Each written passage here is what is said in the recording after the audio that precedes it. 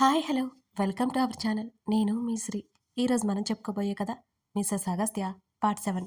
కథలోకి వెళ్లే ముందు వీడియోని లైక్ చేసి హైప్ చేసి సబ్స్క్రైబ్ చేసుకోండి. తన చేతిలో ఉన్న నా చేయి వెనక్కి లాక్కున్నాను. యూ జస్ట్ షటప్ అని అరిచాడు. ఉలిక్కిపడ్డాను నేను. ఎందుకంటే నీకు తెలీదా అని నా భుజం దగ్గర వత్తిపట్టాడు. నేరుగా నా చెయ్యి నా భుజం తాకి అక్కడ నొప్పి వచ్చేసింది. కన్నీళ్లతో చూశాను తన్ని నేను. నువ్వంటే నాకు ఇష్టం. ఇంట్లో నీ గురించి చెప్పాను. మీ డాడీతో పెళ్లి గురించి మాట్లాడారు మా డాడీ. కానీ నువ్వేం చేశావు అని ఎర్రగా మారిన కళ్ళతో ప్రశ్నించాడు అగస్త్య. నేనేం చేశానో నాకైతే అర్థం కావడం. తన మాటలకి బాధపడుతున్న నా మనసు కళ్ళల నుండి నీటిని బయటకు పంపిస్తోంది. నిజంగానే ఏం చేశాను నేను? ముందు నేనంటే ఇష్టం లేదు అని చెప్పి ఆస్తులన్నీ పోయి రోడ్డు మీదకి వచ్చిన తర్వాత నన్ను పెళ్లి చేసుకుంటాను అని చెప్తావా? ఇక్కడే అర్థమవుతుంది నువ్వేంటో అని ఇంకా తను పట్టు బిగించేశాడు. తను చెప్పేదేంటో నాకైతే అసలు అర్థమే కాలేదు. ఏం చెప్తున్నాడు తను? అసలు ఇవన్నీ ఏంటో తెలియడం లేదు. మా డాడీ ఒక్కసారి నన్ను అడిగారు, అగస్త్య పేరు చెప్పి తనని పెళ్లి చేసుకోవడం ఇష్టమా అని. మా డాడీ ఇష్టమని చెప్పేసి కాలేజ్కి వెళ్ళిపోయాను నేను. ఆ తర్వాత వాళ్ళకి కూడా ఇష్టమే అని ఆ రోజు సాయంత్రం చెప్పారు డాడీ. ఇంతకు మించి ఇంకేం తెలియదు నాకు అసలు. అగస్త్య మాటలు వింటుంటే నేను అలా ఎప్పుడు చెప్పానా అని బాగా ఆలోచించినా నాకు తట్టలేదు నేను చెప్పినట్టు. ఎందుకు ఎందుకు అంటున్నావు కదా? అందుకే అందుకే నువ్వంటే నాకు అసహ్యం.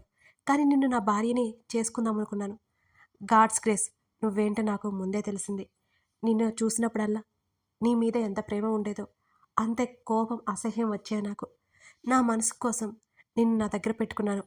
నా యుగో సంతృప్తి కోసం నీ మీద కోపం చూపిస్తున్నాను. దట్స్ ఇట్ అని గట్టిగా చెప్పాడు అగస్త్య. తను నా మీద ఏర్పరచుకున్న అభిప్రాయానికి నాకైతే తల తిరిగిపోయింది. తన మనసులో ఏముందో నాకు పూర్తిగా అర్థమైపోయింది. నోటికి చెయ్యడ్డు పెట్టుకొని నేను ఏడవసాగాను.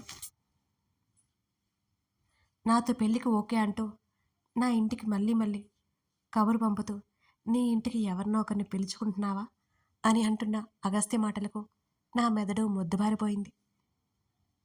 తను నన్ను ఇంత చీప్గా చూస్తాడని నేను అసలు అనుకోలేదు, ఎక్స్పెక్ట్ చేయలేదు.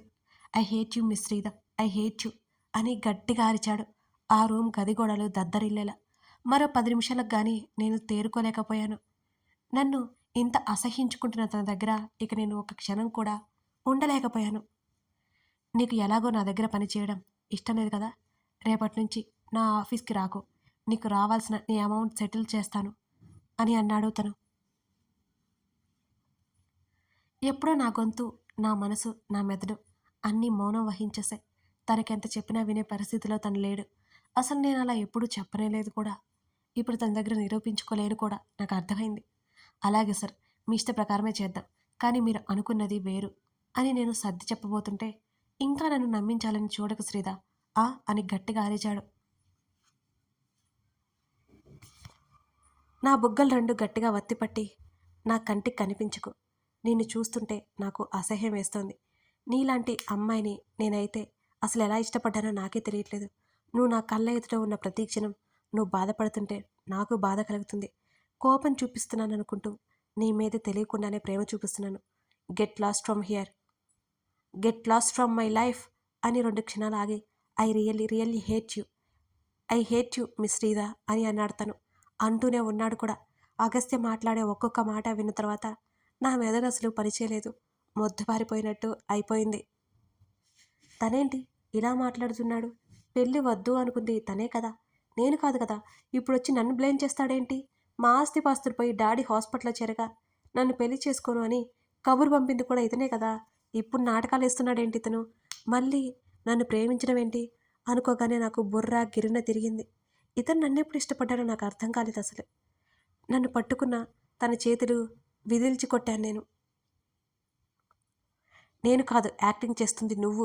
ఎస్, నువ్వే యాక్టింగ్ చేస్తున్నా. ఇప్పటి వరకు నీ మీద నాకు గౌరవం ఉండేది. ఇప్పుడు ఆ గౌరవం కూడా పటాపంచలైపోయింది. అసలు నా గురించి నీకు ఏం తెలుసని మాట్లాడుతున్నావు? నువ్వే కదా పెళ్ళి వద్దు అని చెప్పావు. ఆ విషయం నేను తప్పు పట్టను. అది పూర్తిగా నీ ఇష్టం. అసలు నీకేం తెలుసని నన్ను బ్లేమ్ చేస్తున్నావు? నా క్యారెక్టర్ గురించి మాట్లాడడానికి నీకేం హక్కు ఉంది మిస్టర్? నువ్వు చెప్పడం కాదు, నేను చెప్తున్నాను విను. ఎప్పటికి నిన్ను చూడాలి అనుకోవట్లేదు అని గట్టిగా చెప్పి బ్యాగ్ తీసుకుని అలాగే బయటికి వెళ్ళిపోతుంటే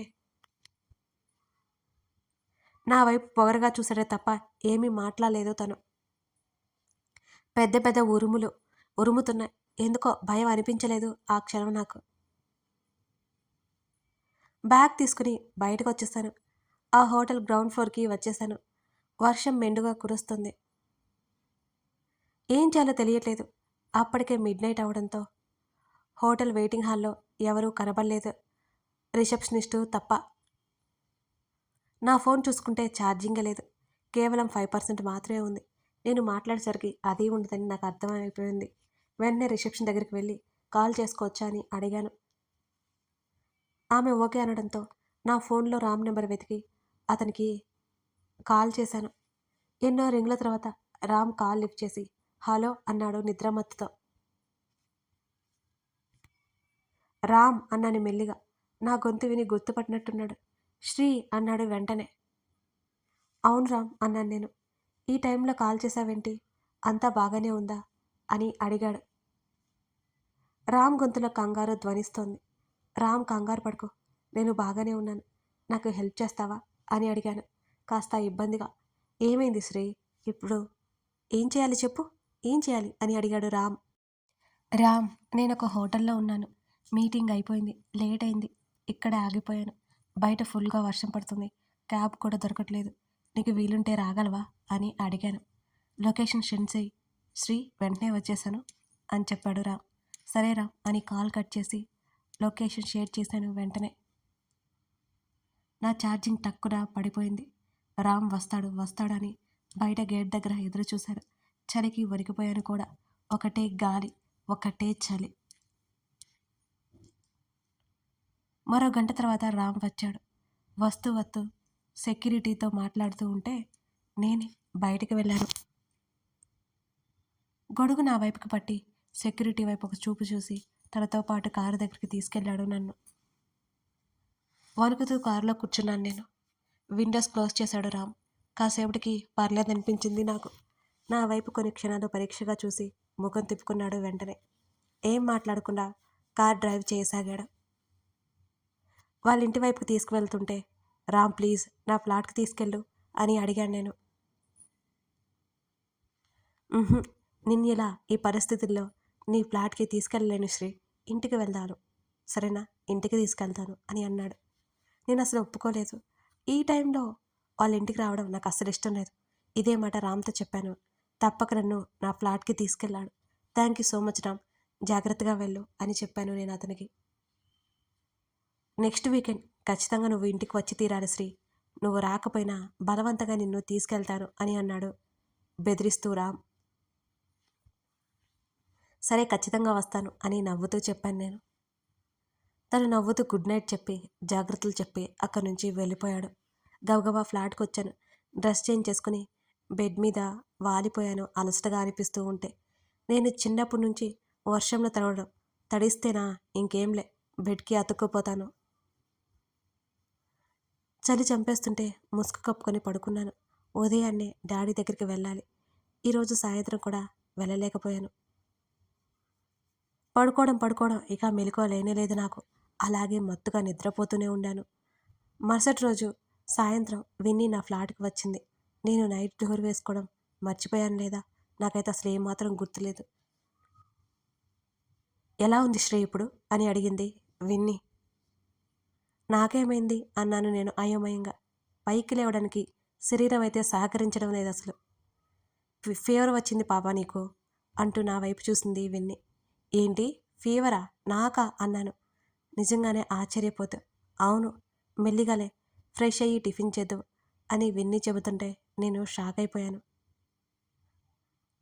నిన్న వర్షం ఎఫెక్ట్ అని నాకు అర్థమైపోయింది. మెల్లిగా లేచి విన్నీ హెల్ప్తో ఫ్రెష్ అయ్యి తను తెచ్చిన టిఫిన్ తిని టాబ్లెట్స్ వేసుకున్నాను నేను. నువ్వేంటి ఇలా వచ్చావు? కాసేపటి తర్వాత విన్నీని అడిగాను. నిన్నటి నుంచి ఆఫీస్కి రాలేదు కదా నువ్వు, అందుకే వచ్చాను అని చెప్పింది విన్నీ. నిన్న మీటింగ్ ఉందని హోటల్కి వెళ్ళాను. ఇంటికి వచ్చేటప్పటికి వర్షం పడింది, తడిచిపోయానే, ఫీవర్ వచ్చింది అని సింపుల్గా చెప్పేశాను నేను దానికి. ఏంటేంటి ఏంటి సంగతి? నిన్న మిస్టర్ అగస్త్య గారితో ఆ ఆ అని కళ్ళెగరేసింది విన్ని. అగస్త్య ఎప్పుడు నన్ను స్పెషల్‌గా ట్రీట్ చేస్తాడని విన్ని అంటూ ఉండేది. ఆ స్పెషల్ అంటే పాపం వీళ్ళకేం తెలుసు? కానీ అదంతా నిజం కాదు. నన్నెంత టార్చర్ పెడతాడో చెప్పినా వింటే కదా అది. అదెంత ఊహించుకుంటుంటో అనుకుంటూ సైలెంట్‌గా అయిపోయాను. విన్నీ, నువ్వు చెప్పినా నమ్మవు కానీ అక్కడ ఏం లేదు అని నేను చెప్తుంటే అదేమో ముసిముసిగా నవ్వుకుంటోంది. దీని నవ్వేంటో నాకైతే అర్థం కాలేదు. ఏయ్ విన్నీ, ఎందుకే నువ్వు నవ్వుతున్నావు అని కోపంగా అడిగాను నేను. ఏం లేదులే, 4 రోజులు రెస్ట్ తీసుకొని ఆఫీస్కి రా అని చెప్పింది విన్నీ. లేదు, రావట్లేదు అన్నాను. సరే, ఒక వారం రోజులు రెస్ట్ తీసుకో అంది. ఎహె, ఆపు నువ్వు. నేను అసలు రావట్లేదు, రిజైన్ చేస్తున్నాను, మెయిల్ పెట్టాలి అంటున్న నా మాటలకి ఆశ్చర్యంతో నోరు తెరిచింది విన్ని. శ్రీ, ఏం మాట్లాడుతున్నావే, రావట్లేదా, ఎందుకు అని అదే ఆశ్చర్యం మెయింటైన్ చేస్తూ అడిగింది. నాకు నచ్చలేదు మన ఆఫీస్, అందుకే. ఇంకేం అడక్కో అంతే అని చెప్పేశాను తనతో. మెంట్లా నీకు?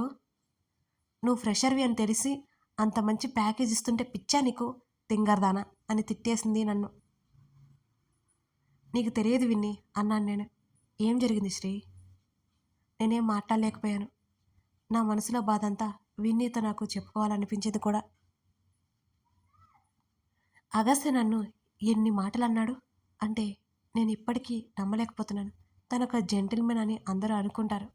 ఎవరి మ్యాటర్లో ఇన్వాల్వ్ అవ్వడని, అతని పని అతను చూసుకుంటాడని అందరికీ తెలుసు. కానీ నా విషయంలో అతను అలా లేడు కదా. శ్రీ, శ్రీ, ఏంటి అడుగుతుంటే మాట్లాడవు అని నన్ను కదిపింది విన్ని. వదిలే, ఇప్పుడు పర్వాలేదు, చీకటి పడిపోయింది కదా, నువ్వు వెళ్ళు అన్నాను నేను. శ్రీ, అబద్ధం చెప్పకు, నీకు అగస్త్య సార్ అంటే ఇష్టం కదా, పెళ్లి చేసుకోవే అతన్ని అని నవ్వుతూ కళ్ళెగరేసింది విన్ని. మళ్ళీ అతని టాపిక్ తీసుకురాగానే నా మనసంతా భారమైపోయింది. నేను అలా దిగులు పడిపోతే మా డాడీని ఎవరు చూసుకుంటారు? నాలో నేనే ప్రశ్నించుకుంటూ ప్రశాంతంగా ఉండాలి అనుకున్నాను.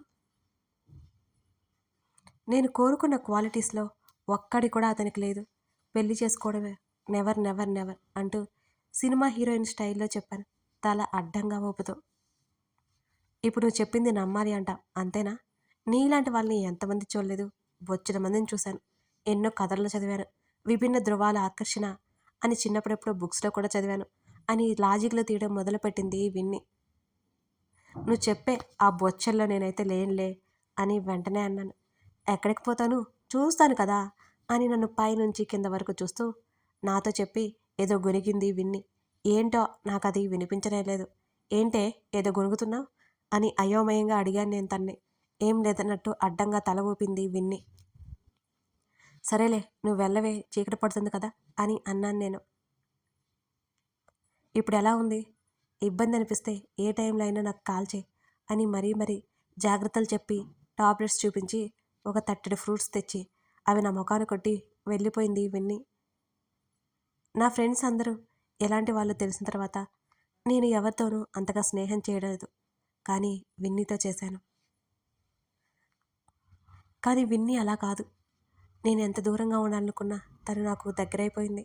టాబ్లెట్స్ ప్రభావంతో నిద్ర వస్తుంటే మత్తుగా పడుకున్నాను నేను. అగస్త్య వచ్చాడు. నా చెంప మీద మెల్లిగా తట్టాడు. కళ్ళు తెరిచి చూశాను తన్ని. నా నుదుటిన చెయ్యేసి తను చెక్ చేశాడు. తనేదో మాట్లాడుతున్నాడు కానీ నాకు ఏమీ అర్థం కావడం లేదు. నా కనులు మూసుకుపోతున్నాయి. నా 2 బుగ్గలు వత్తిపట్టి మెల్లిగా టాబ్లెట్ వేశాడు. వెంటనే వాటర్ పోశాడు. మస్కబారిన చూపుతో నేను తన్నే చూస్తున్నాను. తడిక్లా తీసుకొచ్చి నా నుదుటిన వేశాడు. చల్లగా తగిలింది నాకు. బాగా వణికిపోతున్నాను. నాకు మెడ వరకు బ్లాంకెట్ కప్పాడు. కళ్ళు మూసుకుపోతుంటే నన్నే చూస్తూ కళ్ళు మూసేశాను. తన్నే చూస్తూ నేను. అయినా చలి తగ్గలేదు నాకు. నా పక్కన పడుకొని నన్ను గట్టిగా హత్తుకున్నాడు తను. ఇలాంటి సమయంలో ఎవరైనా తోడుంటే బాగుంటుంది. నాకు అగస్త్య కౌగిలిలో బాగుంది. నా మెదడు ఏమో దూరం పొమ్మంటుంటే నా మనసేమో అతన్ని దగ్గరికి లాక్కుంటూ నన్ను వెనక్కి తోస్తుంది. మెల్లిగా నా కళ్ళు మూసుకుపోయాయి. మరుసటి ఉదయమే నాకు మెలకువ వచ్చింది. కథ కొనసాగుతుంది. నిజంగానే అగస్త్య శ్రీధ కోసం వచ్చాడా, లేక శ్రీదేవైనా భ్రమపడుతుందా, కలగంటుందా తెలియాలంటే తర్వాత భాగం చూడాల్సిందే. ఈ పాటలో మీకు కొన్ని విషయాలు తెలిసాయి కదా. సో ముందు ముందు క్లియర్గా ఇంకా ఇంకా తెలుస్తుంది. మిస్ అవ్వకుండా ఈ స్టోరీని చూడండి. చాలా చాలా నచ్చుతుంది మీకు. Thank you for watching this video.